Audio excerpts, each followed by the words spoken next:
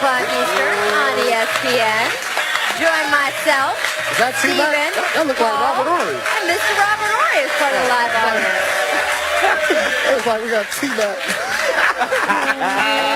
Y'all are mean, bad, That's not terrible T-Mac. people. That's Robert Horry. Yes, that's who's going to be here. That's who's going to be here. thought they T-Mac messed gets a up. couple days off. Robert Horry's going to be here. Our production staff is on it. Come on. This is our Carfax value player from last night, Mr. Klay Thompson. Now, he did not have a great offensive game as we were discussing, but he held the Cavs to 1 for 12 shooting when he was the primary defender. That's a good number. Last night, Mccollum tweeted this: "Is Klay going to get another ring?" I assume he means in, a week and a half. "And find his own squad. They better enjoy him while he's there." So, Steven, will you decode this tweet for us? What does he really mean? He's trying to get Klay away from the Warriors so they can have a better chance of beating him. Look, CJ, he's not coming there. Klay got all the shots he normally get. One thing that why people love Klay so much, because most players, when they shot not going T-Mac, you know this, they just tend to die. They don't contribute at all. He played. He had the most energy on defense, even though his shot was falling, and that's why they're a great team.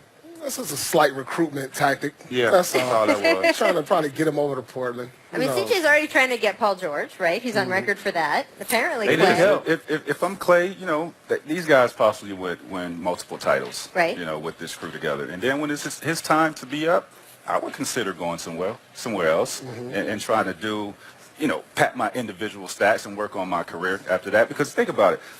Who will really think about Klay if these guys stick together? Like, will we be talking about Klay Thompson? Who are we going to be talking about when this is all said and done? We're going to be talking about KD and Steph Curry, and Klay will be the odd man out. I mean, that's just how it is. That's just the reality of it. So with him, somebody that can score 60 points in 3 quarters, Right. I'd love to see him go somewhere and have his own team and see what he could do with that for his It's career. interesting the timing you're talking about, because his deal is up July of 2019.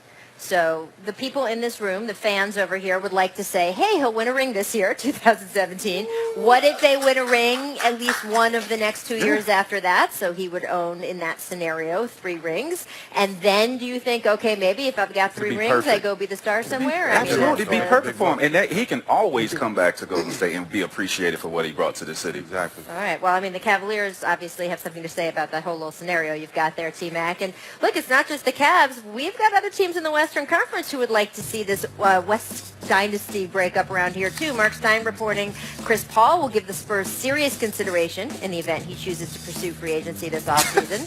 Stephen, I mean, look, we've tried to grill Paul for, like, the inside Clipper story on CP's intentions. He's not giving up much to us lately. Maybe you could poke him a little bit. Do you think Chris Paul would actually leave Los Angeles to go to San Antonio? Because he's a winner. Chris Paul's a winner. He wants to win, and he knows the situation he'll be in San Antonio is good for him. He is going to win. He's going to win $50 more million. Yeah, I understand that, but how much more money can Chris Paul make, though? $50 more million. You know what I mean? You know what I mean? You mean off the court, or that if he wins the title? I mean, Chris Paul's made a lot of money in his career so far. Right. And I know Chris is a winner. You know Chris. He wants to win. I think for the simple fact he's thinking about it, he's going to make Kawhi and LaMarcus so much better, and he's going to have a chance to win a championship, which I know he wants. LaMarcus Aldridge needs him for sure, for the simple fact that we all know he don't want to go left. He don't want to go left. Leadership. And he needs a point guard which to is get the up best in in pick and pop. Pause. No, in pick and pop. Yeah, pause that. Pick and pop. He can shoot. He want to shoot. He don't want to post up, don't want to go left, so he needs Chris Paul. Kawhi needs Chris Paul for the simple fact that he doesn't have to be ball dominant. Right. He has a guy. Wait, what? Pause myself. This guy's funny. It's this guy today. It's this guy today. It ain't me today. It's this guy. But he needs Chris Paul just so he don't have to run the offense. He can get some open shots. And when you a scorer and you can get open shots, that make you more deadly. I mean, too many things have to happen for him to get to San Antonio. They have to clear cap space. Maybe get rid of a few players like Dedmon, Simmons, possibly Gasol. Who cares about them? I mean, but it's a lot of things. I mean, that's true. I mean, when you're trying to add a Chris Paul, true, but it's just like so much you have to do to get him. It's not clear cut when the Clippers can say, here's $205 million. What are you going to do? You're going to wait on San Antonio to make a trade here, a trade there, to open up cap space for us to get you. You're going to be waiting all summer for that to happen. Right. Here it is right here. You know where I stand with this. Bag of money. Absolutely. You got to secure the bag. I don't care where you are in your career. I mean, if we're talking about $50 million, we're not talking about the $4 million. We're talking about the other, we're talking about $50 million. However, it makes basketball sense for Chris Paul at this stage of his career. I mean, if you really want to be on a title contending team, San Antonio is that option. But I mean, it'd be You're hard. 32 years old, and you're leaving $50 million on I'm not. the table. No. I'm saying, No, he's saying he wouldn't. I'm saying I wouldn't. You wouldn't, right? But I'm it saying, makes like, basketball sense it makes for him. basketball sense, definitely. But see, I business-wise, kinda, you get to that again, age, it's it's hard like business-wise. You can't turn this that is all down. pretend money to man. me because I will never see this kind of money. So it's easier to sit here on this side of the table and say, oh, he should pursue the basketball side. But I kind of got to agree with Stack here in the idea of, like, you're going to with Greg Popovich, Kawhi Leonard, potentially the next MVP of the league. The idea of doing that, and these are good choices versus Blake Griffin and what you've said. Blake might opt out. But What we had here in LA. It's cheaper in Texas. You go just because you go somewhere else, that does not guarantee you a championship. No. It doesn't more guarantee. guaranteed in LA. And when your career is over, you're gonna look back like, damn, Should have took I'm that. more extra guaranteed $10, than the $50 million. you know. $50 million. So you're man. telling me that it won't matter that you don't have a ring if you're chilling on your private island in the Pacific? What? You don't think so? Listen, I never He's even getting another smelled the contract after ring. this one. No, this is the last. This is the last This is the last deal. You think so? He's you know that 32. Okay, I the think new, Chris Paul get another one. Chris Paul, who is the president of the Players Union, Exactly. specifically put in a new part of the line of the CBA saying that the money deals could basically now go up to 38 years old instead of 36 Yeah, years And old. that's why You he's don't one of the think that smartest was- point guards. Yes. In this You don't think that was for Exactly. himself? That's why he needs to That was go. for himself. So he's It's got cheaper maybe in 2 Texas. contracts 50, you left. gonna leave 50, you gonna Make leave more 50 money. million? Right? No question. need We all that. need it. We all Popovich need and it. Kawhi Leonard. That's all I'm saying. I don't If know. I got All right. 100 and I got a chance to win a championship and I got 100 already, I want to win. There you go. Oh, we'll see. They take Steven taxes Jackson out. is going to go be with his people here in Oakland, so say goodbye to him. Good. We will see him back here on Monday, recapping Game 2. Thank you, Steven, as always. Always. I want to get to our friend Jimmy Kimmel over at ABC. He did some NBA-themed mean tweets. You got to take a look. Personally, I think Paul George could be traded for like half a bag of saltine crackers. The dopest thing about Karl Anthony Towns is that he looks like a gigantic, extraordinarily athletic baby. Jay Williams is a perfect studio analyst. His left eye is looking at his co-host while his right eye is looking into the camera. Michelle Beadle's hair looks like it hasn't been washed since the late 90s. Well, technically, not all this is even my hair, so maybe it hasn't. James Harden always looks like he's just about to lead the Israelites through the Red Sea. Magic Johnson becoming GM is just another reminder that any stupid person can do anything they set their mind to. I don't think Shaq is dumb, but he sure sounds like it.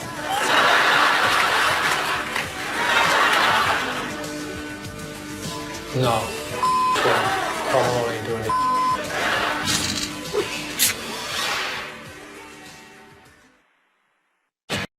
The best I ever seen. Okay. Can you elaborate on that? They're the best I ever seen. Okay. Welcome back to The Jump. Our friend Amin El-Hassan joins us. Amin is having trouble distinguishing the temperature outside, but we'll get to that before our next commercial break. You guys just heard Ty Lue talking about this is the best team he has ever seen. Based on that, we are going to do a little bit of our jumping to conclusions segment here. Look at all the money we spent on Yep, this. that's a very fancy graphic. Amin, what's your first conclusion? Cavs can't flip the switch defensively. Okay. Look, they talked about it all year long when we said when you're in the bottom third in the league defensively, you can't just turn it on. And they're like, don't worry about it. And they beat the Pacers and they beat the Raptors and the Celtics. Like, see, we did it. The flipping the switch defensively isn't about hiking up your shorts and getting into somebody. It's about everybody being on a string, communication, knowing where we're going. What I saw from the Cavs last night is they had a defensive strategy. They did not want to let the Warriors get off on the three-point line, particularly in transition. The problem is when you're not executing well, you got 3 guys running to Steph Curry, and KD is like, well, I was an MVP about 2 years ago, and you're not just going to let me layup line it. Right. That's not because they didn't want to play defense because they were lazy. It's because they're so rusty because all year long they've been taking the night off pretty much. When you guys You think they said took the night off in the... They just weren't a good transition defensive team all year long. So, Exactly. I mean, they're one of the, like you said, they're one of the worst in transition, and it showed last night against one of the best transition running teams in basketball. So when you warm up against Boston, Indiana, and Toronto, it doesn't really prepare you for this type of matchup. So What are we it's saying? a difficult task. What are you saying about those Eastern Conference teams there? I mean, what do you say? The competition? I'm just saying, like, you could look like a strong man when you're beating up weaklings, but you see another strong man, now all of a sudden we're going to see we really got the diesel on him. By the way, were you just let Paul Pierce like flick off the Boston Celtics like it was like no? he's a realist. I'm being for real. They're not Golden State. They don't have the talent Golden State has. Right. Well, I don't know. All right. Well, But they got a playbook apparently that Ty Lue thinks is harder. All right. Okay. I want to know what your second conclusion is. Jumping to Okay, conclusion. we're gonna jump to this next conclusion that the Cavs bench is washed, and I'm looking at my buddy over Please here look at me. because we had a long conversation did. yesterday. We did. And you On were naming television, names. on national TV. Ooh. Look, these guys are all has-beens, and not only are they has-beens, and not only they're has-beens, but they're has-beens they're still good basketball players on one side of the floor. And what ended up happening was what? Kyle Korver doesn't make a shot, and if he doesn't make shots, He's no good. That's the end of his night. Darren Wood's not making shots. If he's not making shots, that's the end of his night. All of these guys were not able to compete on the other end of the floor, and since the thing that they're supposed to be good at wasn't good enough, it makes them really good. Well, first of all, I mean, when these guys came in the game, it was pretty much getting out of hand anyway. If you look at the contribute, what their power forward and shooting guard contributed last night in the starting lineup, Right. JR and Tristan Thompson, they gave them absolutely nothing. Sure, absolutely. What was the numbers for the two scoring benches? 21. I mean, the benches they did pretty good, I would think. But you look at the starting power forward and JR gave you absolutely nothing. But so did the starting So you power can't- forward. Hold on, but so did the starting power forward and shooting guard for the Warriors. Clay and Draymond offensively didn't give you much. No. They didn't give you much. Offensively, they didn't That's give you what I'm much, saying. right. And the same thing, so that it washes out. But So my you- problem is using the word wash. Was Kyle Korver ever a defensive stalwart? No, he So wasn't. saying that he's washed now No, because no. he's the same player he was when he was I mean, 25? No. That's not fair. He's not the same player he was in Atlanta 2 years ago when they were the best team in the East. I don't think he was a defensive stopper He was then. better defensively then. He just came You can here look at this the numbers. year. He was pretty good with the Hawks this year. No, he was better 2 years ago. 2 years ago, he was better. Now, he's on the down curve. Now, I just think they added a mostly offensive player. They knew who they were getting. He's not washed. He's just He's that's not- who No, he I don't is. think they're washed. I mean, your stars got to make them better. I mean, period. We're not asking them to come in He's and missing shots. yeah, they have to get them better shots, get them in a better position. He's missing shots. This is why it's Klay jumping to Thompson missing conclusions. shots. He's jumping He's to washed. conclusions. he's still on the floor, though. Jump to your That's last the difference. conclusion before Last these guys conclusion. take you off the set.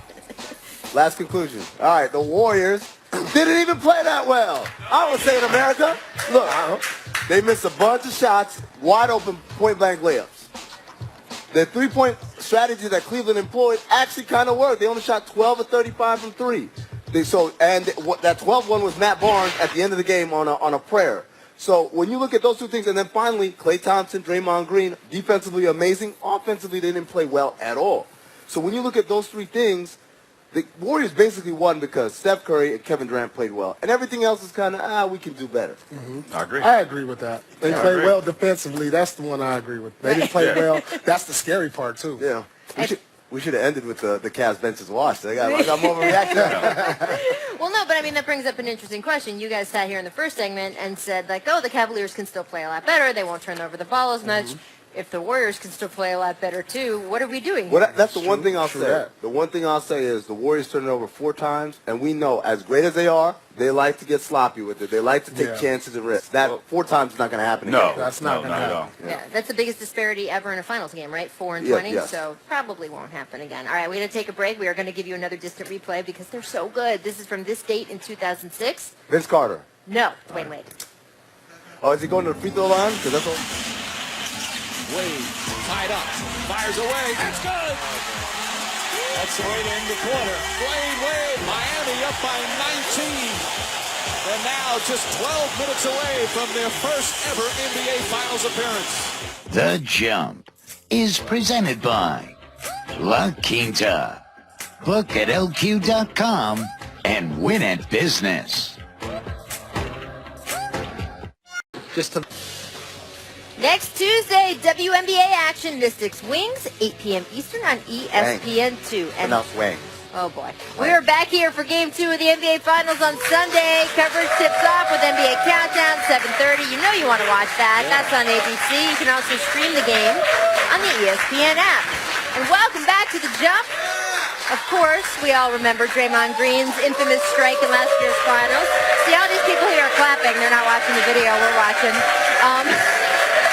an upcoming interview, E60's Tom Rinaldi, Draymond Green was asked about it. Take a listen. This airs on Sunday. What happened? He stepped over me. And I had a natural reaction to get from over me. Like, you don't step over a grown man. It's disrespectful. And if it happened again, I would do the same thing. Get off me. Okay, two things. If someone ever does my life story, I want it to be Tom Rinaldi. Second of all, that dramatic music was amazing. But guys, does Dre sound like a guy who's learned his lesson? I think he's learned his lesson in the playoffs. Okay. You know, he doesn't have the amount of technicals he had coming into the finals. So if this happens again, I expect the same reaction. You know, Draymond is an emotional player. He's going to react to certain things. But this year he just won't get suspended because he doesn't have all those technicals. That's what I was about to say. That's why he made the comment that if it was to happen again, he'll react the same way because he has a lot of room for error. Right. He only has 2 technical fouls in these playoffs, unlike last year when he had 7. And this one right here cost these guys a championship, I think so. Better to tame the tiger than to pump up the pussycat. I'd rather him be fiery and we just got to get him to take that step back than him being meek and we got to pump him up. It is ridiculous now. It's the alliteration. Tame the tiger. It's not good. No? Just kidding. Okay. But I do have a question for you. What's up? If you were the Cleveland Cavaliers, I mean, they knew what they were doing last year. It's not like LeBron stepped over him by accident. No. Obviously, they were trying to rile him up. They knew how close he was. If you're the Cavs, are you trying to get under his skin? Because, yeah, he's not there yet, but he could be. It could be a distraction. I mean, he's so far away from getting suspended. I mean, Draymond's smart enough not to get 2 technicals in a game to cost his team. He could get thrown out of a game. But he knows now he's not going to cost his team a game. Yeah, I just think at this stage you don't even waste your energy on focusing on trying to get Draymond to get technical. Yeah, they got bigger issues. Now, They got this is bigger the only issues. thing. This is the only thing I can see. If Draymond just actually gets to a fist altercation with LeBron, he'll do that. They'll both get kicked out. They both get suspended. Warriors win that one. And the Warriors win that. Right. So that's the only thing When was I the can last see. time you saw, like, what you consider real punches thrown, though? We had, like, half punches thrown earlier this year. Yeah. Oh, man. Man, Robin Lopez threw a That was punch. a half a punch. Yeah, if he connected, though, that was a good throw. That was a good throw. He got connected. Be good. It's not happening in the NBA Finals. We don't see him let go no more. All right, The quick fine's prediction, too game stiff. 2. Warriors by 10. I got a by 10. closer game, Warriors by 6 or 8. All right. Warriors by 10 sounds good because that's a closer game. Wow. Look, people keep pointing to last year like that's supposed to mean something. It means nothing. Well, this is not the same matchup. We've been talking about that for a couple days, right? This is not a rematch. These are 2 new teams. We opened the show talking about Kevin Durant, who went into